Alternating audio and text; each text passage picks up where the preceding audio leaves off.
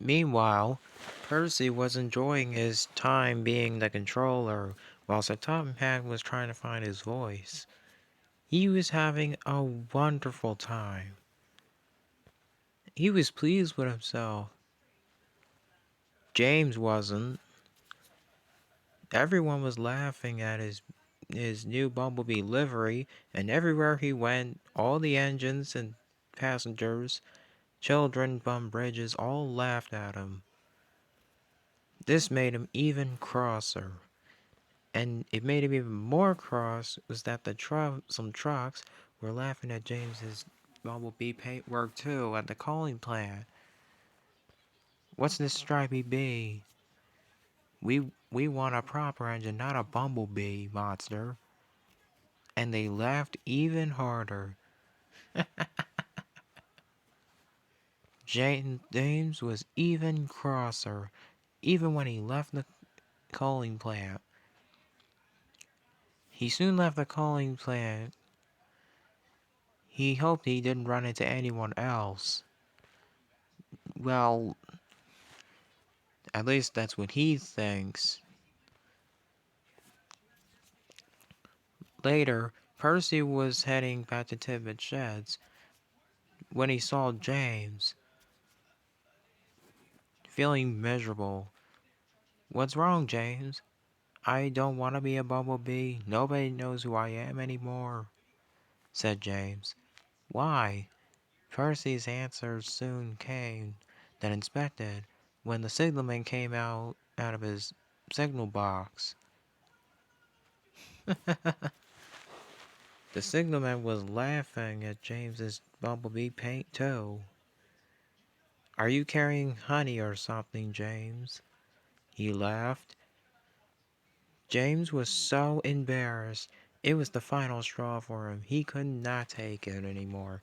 He was so embarrassed and so ashamed of himself, racing so fast, he didn't see that the points weren't set on him and that he was heading straight for Gordon. He hit Gordon with a loud crash. Luckily, no one was hurt, but James crashed right into Gordon. Gordon's front was severely bent, and James's front wheels were off the line.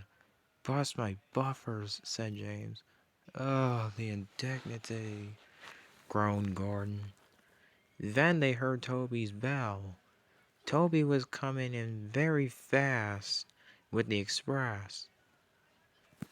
When he saw Gordon and James in front of his way, he slammed his brakes really hard, but the coaches were too heavy and he hit in the back of James with a loud crash. Luckily, no one was hurt, and everyone on board was safe, but it was a big mess. Percy, who had over-observed everything, watched in horror. "Oh my, bust my buffers," said Percy. "What am I going to do now?" As if on cue, Thomas came. "Cinders and ashes," said Thomas. "What happened here, Percy?" He was surprised at the crash. "I messed up big time, Thomas. My forgetfulness had caused this accident." "Don't worry," said Thomas. "I'll help you."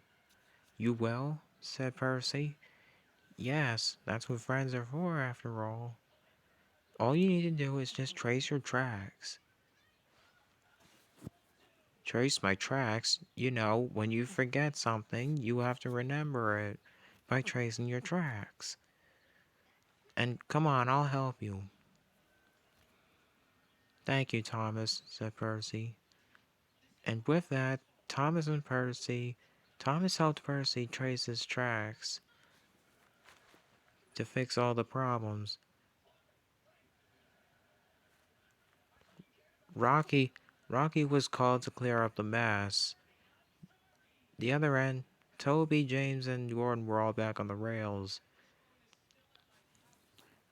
Thomas and Percy were soon able to fix everything, but Percy still felt silly about the whole ordeal. Very, very silly indeed.